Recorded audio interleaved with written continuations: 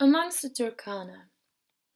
Africa is the continent with more than 1,500 different languages in 52 countries. A barrier to forge national identity and development is what we all think. But is this really a barrier? Or is this really what is happening with the tribes in Africa? Let's look a little bit closer to the area around Lake Turkana, where the predominant tribe lives, the Turkana. The Turkana are a fierce and uncontrollable lot. This tribe numbers 500,000 and lives in a semi-arid desert that is located across northern Kenya and southern Sudan. These people are fierce and have fled colonization by white and black people for over 100 years. Now, by the use of education, they are being brought into the modern Kenya. The risk of this modern lifestyle is to lose their language as well as their own identity. First, let me explain how this tribe lives and what their traditional lifestyle is. The most important part of their lifestyle is their livestock that contains oxen, camels, goats, and sheep. So they will do everything to protect this.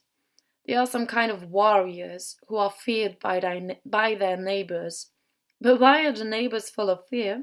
Because the Turkana won't leave them alone. They love raiding the livestock of others.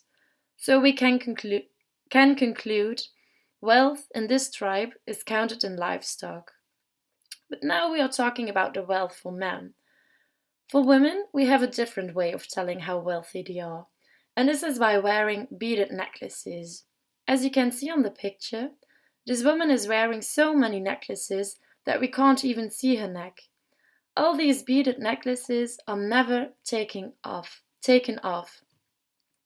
This is a brief explanation about their lifestyle. Now, let me tell you more about why they are a tribe and why they didn't know the modernization that was happening around them. As I already mentioned, this tribe lives around the Lake Turkana between Sudan, Uganda, and Kenya. The borders were irrational to them. Before 1964, the Closed Districts Ordinance prevented everyone to enter the area because they said it was unsafe. Only officials could cross the border. For many years, the Turkana were left alone, so little changes were made in their lifestyle. They just relied on the rain and the raiding on the livestock of their neighbors. Let me tell you why there are problems appearing for these tribes. In Africa, we have 1,500 different languages. The Turkana language is one of the 69 languages in Kenya. Every tribe speaks a different language, except the language Swahili. This is the language which everyone can speak and understand. Swahili is originally a language for trade and was barely written down, but after the independence in 1963, it became the language of the new states in Africa. Tanzania adopted Swahili, hoping that it would eliminate tribal differences and unite the country. For the Turkana, Swahili was only used for trading when they had to trade with non-Turkana shopkeepers. It was just for practical reasons. In schools, the language Turkana isn't being taught. Only English or Swahili is being taught. This is why the young Turkana are in danger of losing their mother tongue.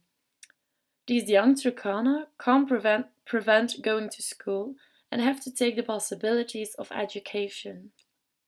Otherwise, they are destined to remain in the outskirts. This could be possible, of course, that they would remain in the outskirts, but the temptation of modernization is too big and there are so many influences, so they can't really prevent this. Unless their language is adopted by the state system, Turkana will never be an alternative to Swahili.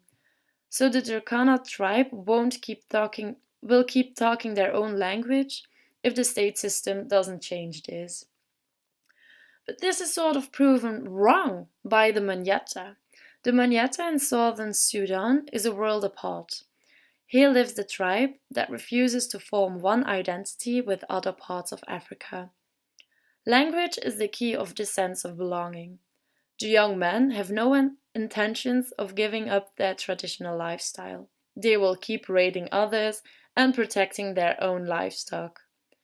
The image that there is something else than their own lives and the Turkana language is unthinkable. Turkana is rich in mythology and songs, and it is this part of the Turkana that no other language can reach. Their language is their culture. Thank you all for listening.